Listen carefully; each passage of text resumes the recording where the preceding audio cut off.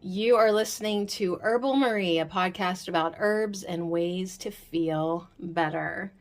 Welcome to the Herbal Tarot journey. Once again, no bells and no freaking whistles unless I find one laying around here. All previous episodes are listed on Spotify. Now they're on Patreon because Spotify took away all my recording accessories. So Spotify bought out Anchor Radio, and they used to have a very user-friendly platform that any nincompoop could record her own podcast, put background sound, interrupting segue sounds, all this fun stuff. Now, if you want that, you have to know how to edit. And I don't really feel like learning how to do that per se, but I do feel like completing our journey with these tarot cards from the Herbal Tarot deck by Michael Tierra and Candace Canton, finishing out our 2 suits. We're on the wands, and then we will finish with the pentacles, right? No, the swords. See, I've been gone a long time. We're going to do the wands and then the swords, and then we're freaking done. So this is really just for us who wants to sit with the cards. Like I said, it's not going to be the same. Oh, well. Life ends up not being the same. So we're looking at the 2 of Wands today, and that's kind of a good way to get restarted because we're looking at someone who's holding the world in his hands. He's holding this little globe, and he's got 2 wands behind them, and he's got one hand on one of the wands. So this person doesn't really need to do a new project or even finish any of the old projects because they have everything. They have the world in their hands. They've got everything they need. They're rather content, but they're not. And so I can relate with that because I could just walk away from the offerings that I have given through Herbal Marie, but there's still a little bit of a inkling that I'm not really satisfied with just leaving it as is. So I'm getting ready to be a 2 of Wands. I'm getting ready to embark out into the world again, I guess, and do what I need to do, which is Basil or Basil, whichever one floats your freaking ethnic boat, your European boat, your Australian boat. I know you're saying Basil, but it's Basil, okay? All right, we don't need to divide and fight. We just got through lots of political seasons, and if everyone could just get along, it's BASIL, okay? So we're sitting with our BASIL. How about that? Nobody can fight about that. So if you've already purchased the Spirit of Herbs, the guidebook that goes with the Herbal Tarot deck, turn to page, bing, 134. So let's get ready for the 2 of Wands. Let's get ready for Basil. Basil, Ocimum basilicum. See, it is kind of basil, isn't it? Mars and Aries. All right, so here's what we're looking at. More light in the room. A noble youth holds the globe in his hands. So yeah, it's a youth, like out in the garden, like there's like a little castle fence probably made out of stone, standing by a ginormous, larger than life basil plant. A noble youth holds the globe in his hand, surveying the unlimited options and possibilities it encompasses. He indicates genuine appreciation of his status and accomplishments. If this is an expanded state of awareness, it can be the very essence of positiveness, but in a lesser sense, it can border on conceit and aloofness. Here lie the ideas of mastery over one's desires and of self-control. This card teaches us to guard against the complacency and inertia that often occurs among those who are materially blessed, yet spiritually empty. Lacking a spiritual perspective on material gains and wealth may create a tendency to mere dreaminess and an inability to follow through with projects one has begun. Yeah, so just feeling ever so slightly personally called out, because I am super blessed. You know, it's really just my gumption to even have a drop of ambition when I get out of bed in the morning. Like, and sometimes I feel freedom in that. Sometimes I feel really good telling myself, I'm only going to do what I really want to do. There's nothing that I have to do. Like, trust me, Sadie, your bills are paid. You seem to attract and magnetize everything that you want, right? So you have to kind of watch that doesn't take the life out of you in a weird way. You know, like, you don't have to do anything, but yet there is this burning wand desire of wanting to have action, of purpose, of accomplishment, of a project, of feeling the creative life force flow through you. So yeah, you have to, it's a balance. The Two of Wands is absolutely a balance. And here's what I learned. Cue absolutely no background music whatsoever. All right, so here's what I learned with my research of the Two of Wands. The Two of Wands is all about, you've got the whole world in your hands, yet you are making plans for more. Maybe there's some projects that you don't have time for anymore. Maybe you're just kind of feeling that urge, that desire. The Two of Wands can be a little complicated because you got a little bit of this and a little bit of that. So when you get it in your reading upright, it can be a message for you to plan. Get planning, get making plans, organize, get things ready, and then get clear. Visualize what you want. Exactly. Visualize exactly what you want, while at the same time staying in a state of positive expectation and celebrating your solid foundation. It feels very good to move from this place. It feels very good to feel the desire to venture out. So keep an eye on the big picture and stay grounded so you don't drop the ball. Now, if you get it reversed, it can be a message that, you know what, you might want to act so you don't drop the ball. Like, you've been standing in place for way too long. It's time to get out. It's time to get moving. It's time to jump forward. Definitely act sooner than later before you drop the ball just because you're standing there. It's time to venture out with the Two of Wands reverse and leave your safe place. Begin and go. Okay, so I actually do have some chimes downstairs, but they're ginormous. I could bring them up and like just have a little cling clang in the background if you need it. Do I need to grab my singing bowl for when we do the meditation at the end?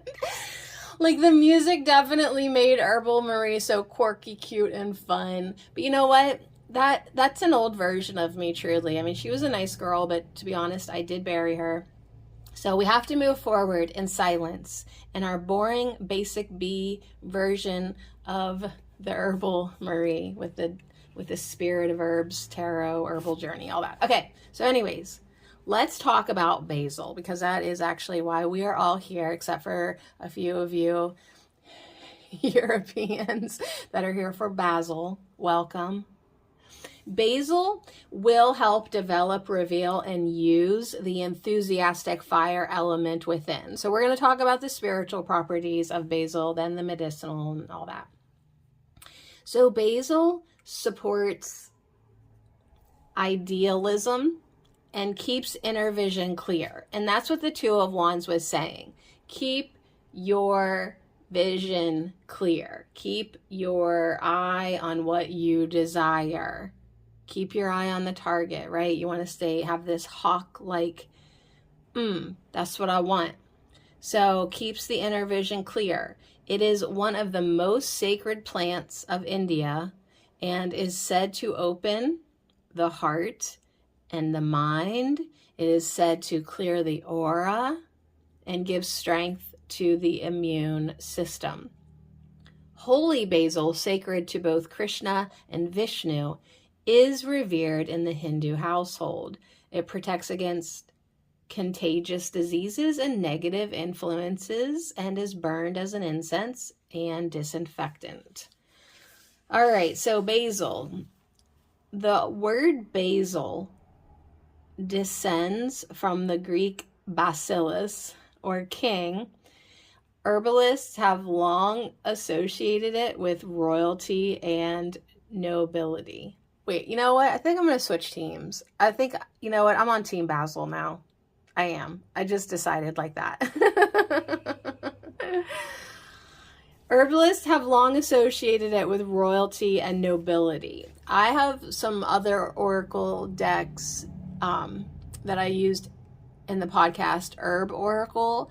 And yeah, one of them is an aromatherapy deck, and it definitely has a king on the basil card. King Basil. Yes, that's where we're going with this. At the same time, so even though the smell thereof is so excellent that it is fit for a king's house, at the same time, a quite contrary association gives it the power to attract scorpions.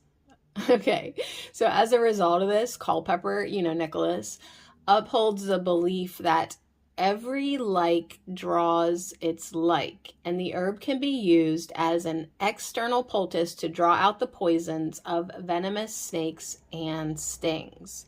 So primarily, basil is used to stimulate perspiration for the treatment of colds, flu, fevers, as well as to aid the release of inner tensions of spirit. Okay, can we just all just talk about how delicious it is too? I know it's not in the book here, but it's friggin' delicious. The other day, like a month ago, I was checking out at the grocery store, and then all of a sudden basil was like freaking everywhere. And here the lady behind me had snagged a fresh plant from the produce section of basil. They have it growing fresh in most supermarkets now, and her picking it up out of her cart and putting it on the conveyor belt, like just tousled the leaves enough that it put the aroma in the air. And it was a great conversation starter because I literally was instantly romanticized, and my awareness was consumed by the smell of it. It's just so good. It is so good. So the dose and preparation says that fresh basil may be worn and smelled throughout the day to invoke the powers of protection and inspiration and to help elevate self-esteem. So if you have some basil plant, you can take it with you. You can put on a little essential oil on your diffuser necklace. I used to have some soap that had basil oil in it, and it was so good. It smelled so freaking good. Growing a basil plant in the house will keep the area cleared of negativity and will take in the positive ions and energize negative ions. The essence may be taken throughout the day to aid in acknowledging inner ideals and bringing them into manifested reality. How do you feel about dried basil? So for me, that's a whole other thing. I don't really actually like dried basil. I don't really like basil and like dried basil in sauces. Like I mean, it's fine, but like fresh is where it's at in my opinion. It's just some fresh basil with some cheese and tomato. If you eat pizza, you know what I'm saying? Fresh basil. It's where it's at, and it's so accessible now. You don't even have to have a green thumb. You can just go to the grocery store and buy a plant and feel so good about that.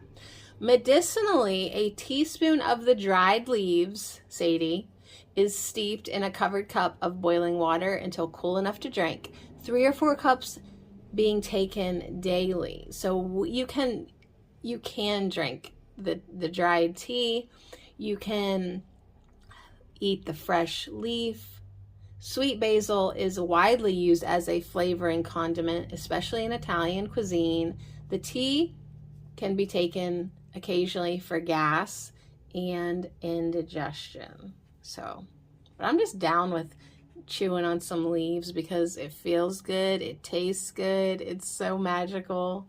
And that's why the key words for the Two of Wands is self-confidence, self-worth, following one's inspiration with action, being protected in one's endeavors. So the other herbal allies for basil is yerba buena, oregano, marjoram, and thyme.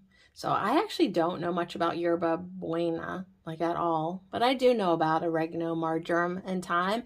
And combo that up with some basil in your kitchen, and you've got some Italian, Sicilian warriors in your kitchen, and it's just the smell of it is so good. So tap into this energetic frequency of the herbs for confidence, for your self-worth, to help develop, reveal, and use that enthusiastic fire element within, and keep your vision clear.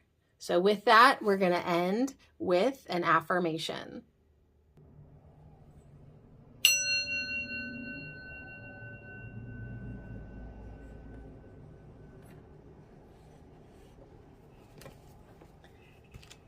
Take a deep breath.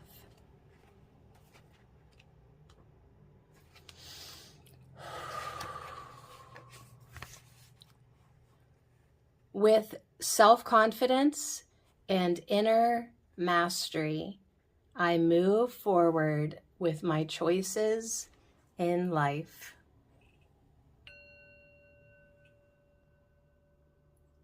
With self-confidence and inner mastery, I move forward with my choices in life.